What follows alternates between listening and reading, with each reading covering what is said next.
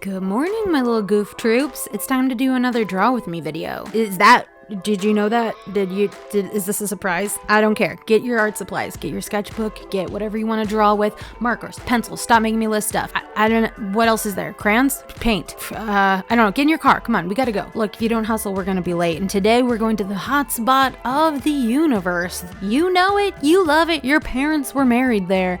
Sandusky, Ohio. I know.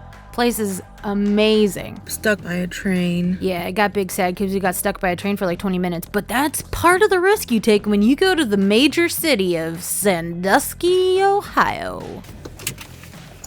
We're here.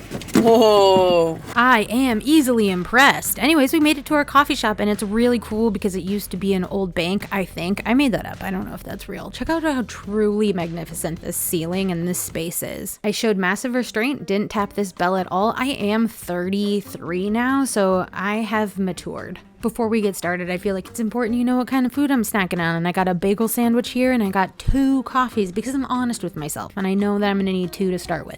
I think in total I probably had more like 6, which is a normal amount for an adult woman my size. All right, we're getting started. Grab your sketchbook. Open it up to a crisp, clean page. Just so you know, I brought all of my gouache paints and my colored pencils, so my plan was to do something with that. And because I'm planning on painting, I have my sneaky, dirty little mason jar for water. So take your sneaky little mason jar, go into the bathroom, do the ceremonial dance, fill it up, and then shake it all about to make sure that your water has the right vibe. Yeah, that's right. This water seems to be vibing nice. This lady's about to make a masterpiece, and we all know it. Everyone in this coffee shop knows.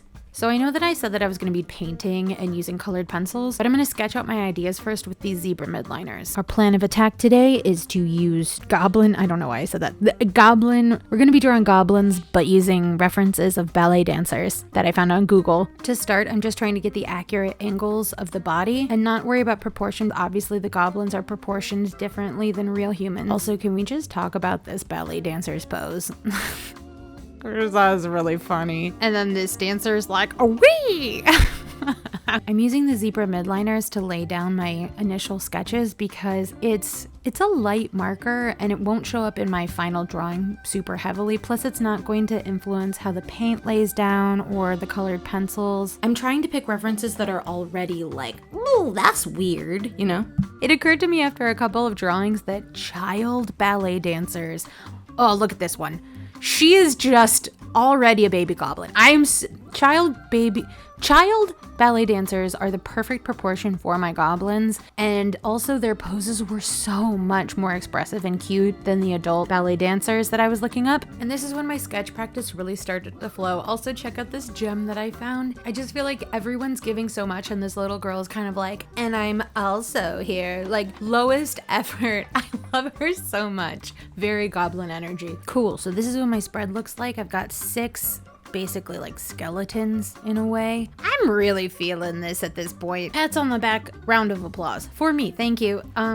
So now what I'm gonna do is I'm gonna go in with another zebra midliner in another color and sort of flesh out these skeletons that I've made. I like to use this like highlighter pink one because it's super not noticeable in your final drawing. And it's really easy for these drawings to start looking really muddy and hard to read. Having this like hot pink for fleshing out something and then going over with a darker blue to create the border of the arm or the belly or the head or whatever, adding detail.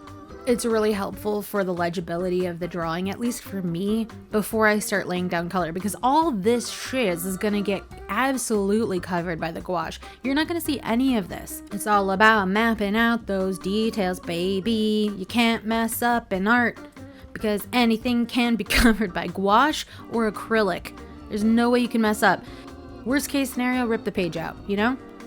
Bada bing, bada boom, it's gone. Nobody's gonna see it, nobody's gonna even know. You're fine. I am really liking how this is looking and I'm feeling ready to go in with gouache, or at least I'm feeling like I've made enough lines because there are 6 trillion that I have earned starting with my gouache. I can go in now and start painting over things. If you're someone who's way more comfortable drawing digitally than traditionally, imagine all these different mediums as different layers in Photoshop or Procreate. That first layer would be that skeleton or wireframe with the blue marker that I started with. And then the next layer, we're refining that further with that hot pink midliner. And then we're refining that further with that darker blue marker. And now we're on our next layer, which is just absolute thick globs of gouache paint, wiping out all the work we've already done like a tidal wave.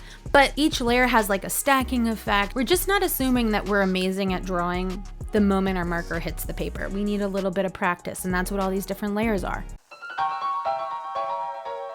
Oh, this is a moment where Patrick ordered me another coffee, and it suspiciously looked like it was filled with real cream or real milk. And as someone who will absolutely fly away from farting so much, I was like, not sure what to do about it. Turns out it was real milk. It was.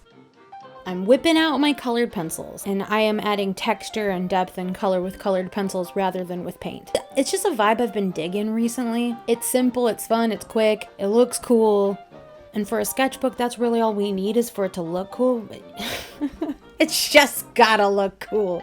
For outlines, I'm using blues or purples. Drawing the goblins has been a really interesting exercise in drawing hands, or just like humans in general. Humans haven't been a focus of mine in like 70 trillion years. On one hand, I'm kicking myself for picking a subject that has fingers and stupid dumb hands. On the other hand, it's really...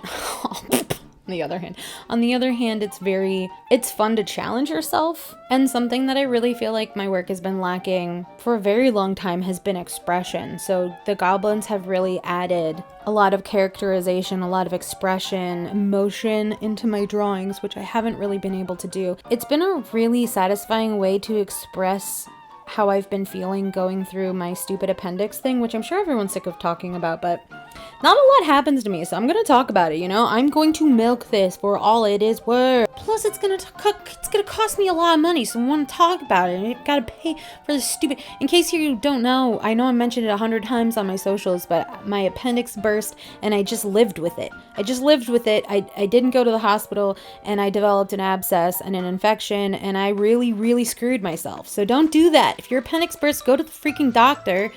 And it ended up costing me a ton of money. So I do want to talk about it. I'm really grumpy and upset with myself. And so drawing these goblins has felt cathartic. Big word. I'm so sorry. This audio is getting off. Look, I'm on painkillers. I just had my appendix taken out like 2 days ago. I recorded this like a month ago. So if that adds any context, but hey, you know what, my little sweet little internet babies, we're done. And also look how freaking dope this spread in my sketchbook is. It's really cute.